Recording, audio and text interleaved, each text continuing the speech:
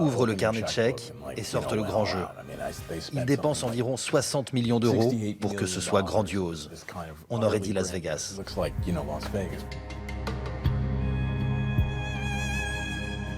Une visite pleine de pompe, de solennité, avec un tapis rouge déroulé sous les pieds du président de la première puissance mondiale, une illumination de la façade du Ritz-Carlton où était hébergée la délégation américaine avec le drapeau américain, le drapeau saoudien.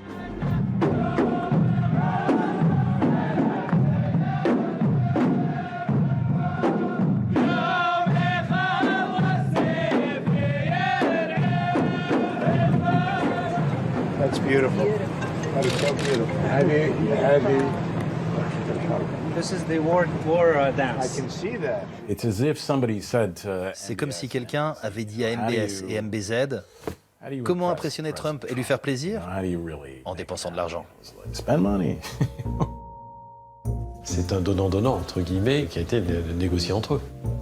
Le président Trump ne l'a pas dissimulé en présentant même des panneaux avec faisant ses courses. Some of the things that have been approved and are currently under construction and will be delivered to Saudi Arabia very soon, and that's for their protection. But if you look in terms of dollars, $3 billion, $533 million, $525 million, that's peanuts for you.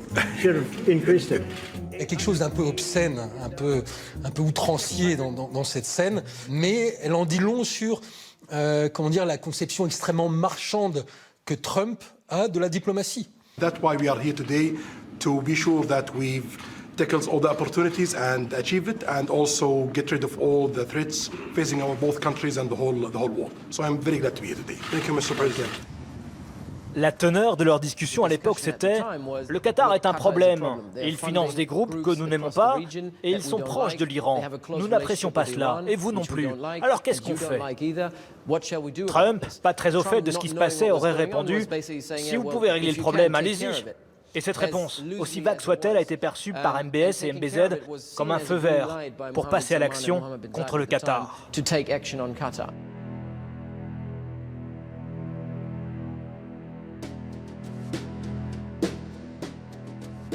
La crise du Golfe, elle commence très précisément à minuit 15, le 24 mai 2017.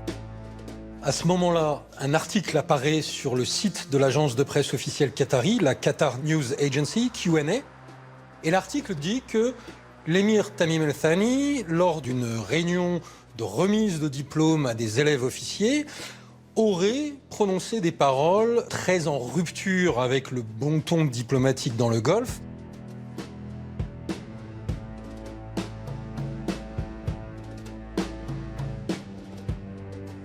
Cet article était un faux, c'était le résultat d'un piratage, d'une cyberattaque. On l'a su au bout de quelques semaines lorsque la CIA a dépêché des experts informatiques à Doha. Pourquoi ont-ils fait ça? Eh bien, c'était censé être le début d'une longue opération destinée à créer le doute au Qatar. Ils voulaient décrédibiliser l'émir aux yeux de sa population et de l'opinion mondiale.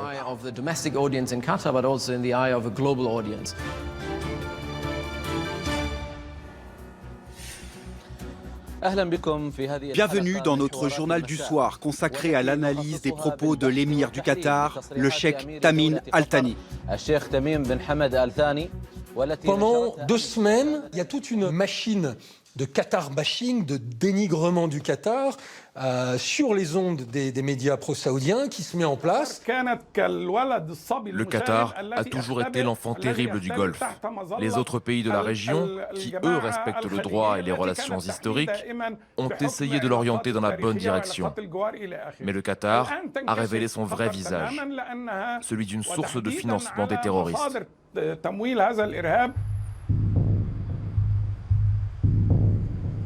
La pression va monter, et puis, le 5 juin, rupture des relations diplomatiques et économiques contre le Qatar. La seule frontière terrestre du Qatar, c'est avec l'Arabie Saoudite. Les Saoudiens l'ont fermée aux personnes et aux marchandises. Plus rien ne pouvait entrer ou sortir du Qatar.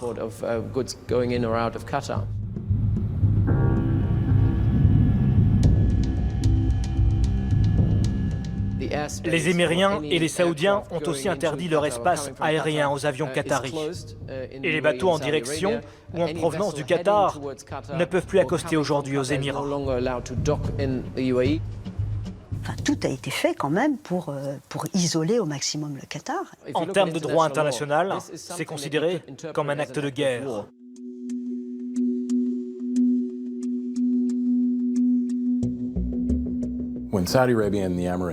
Quand les Saoudiens et les Émiriens ont mis en place le blocus, je peux vous assurer qu'au Pentagone, beaucoup ont craint que ce ne soit le prélude à une invasion, qu'ils allaient déclencher une guerre.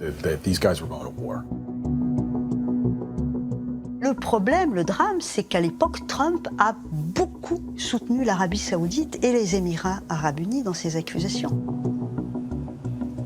The nation of Qatar, unfortunately, has historically been a funder of terrorism at a very high level. Nations came together and spoke to me about confronting Qatar over its behavior. So we had a decision to make. Do we take the easy road or do we finally take a hard but necessary action? Ces déclarations provoquent la panique au sein de l'administration américaine, qui les découvre en direct. Le secrétaire d'État Rex Tillerson doit intervenir. Tillerson a expliqué à Trump qu'il n'avait peut-être pas encore compris que les États-Unis avaient la plus grosse base installée au Qatar. À l'époque, Trump ne savait pas que Al Udeid, la principale base américaine dans la région, d'où partent les missions en Afghanistan, au Pakistan et contre Daesh, il ne savait pas qu'elle se trouvait au Qatar. Il pensait qu'elle était aux Émirats. Il ne fallait surtout pas que les États-Unis prennent parti pour les uns et les autres contre justement le Qatar. Alors ça, Trump a fini par le comprendre.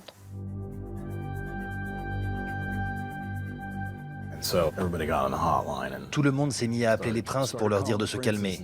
Les mots exacts qu'on m'a rapportés, c'est qu'on a appelé les Saoudiens, on a appelé MBS pour lui dire « Ce n'est pas le moment de déclencher une guerre ».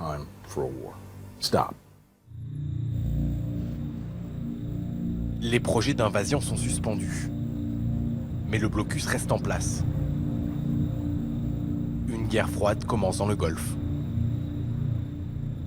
بطبيعة مجتمعنا وشعبنا وكما تعلمون الحياة في قطر تسير بشكل طبيعي منذ بداية الحصار وقد وقف الشعب القطري تلقائيا وبشكل طبيعي وعفوي دفاعا عن سيادة وطنه واستقلاله. Avec la crise, le nombre de contrats d'armement signés a augmenté, particulièrement avec les Qataris, qui ont commandé une sacrée quantité d'armes.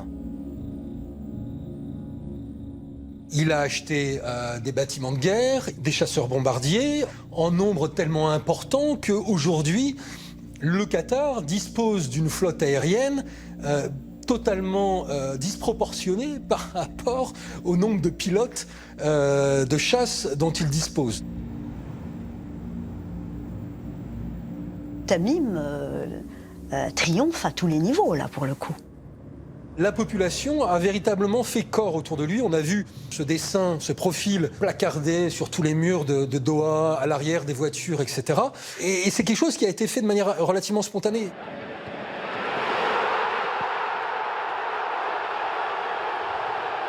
Cet embargo a fait de lui une vraie figure nationale, un homme d'État.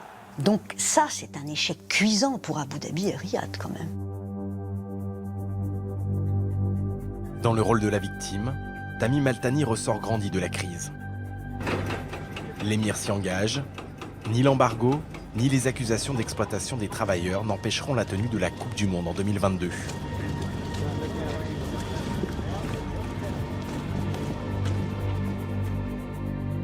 Pour l'axe MBS et MBZ, l'opération contre le Qatar tourne au fiasco et la guerre au Yémen s'enlise.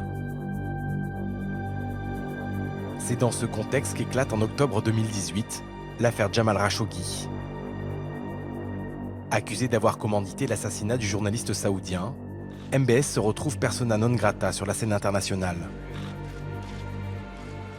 Lors du G20, on a vu le prince héritier un petit peu isolé, etc. C'est vrai que tout le monde le snobait un peu.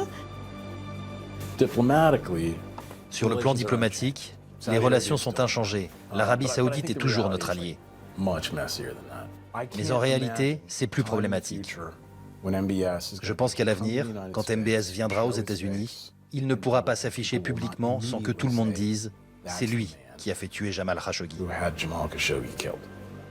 Il risque de rester au pouvoir 40 ou 50 ans. Ça va laisser une tache indélébile dans les relations entre l'Arabie saoudite et l'Occident.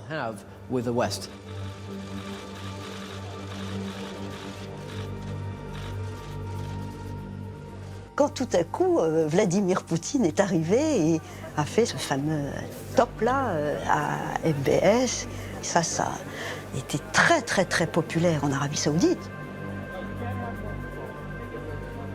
Il y a une très très bonne relation entre la Russie de Poutine et l'Arabie du roi Salman et les Émirats arabes unis de MBZ. Hein.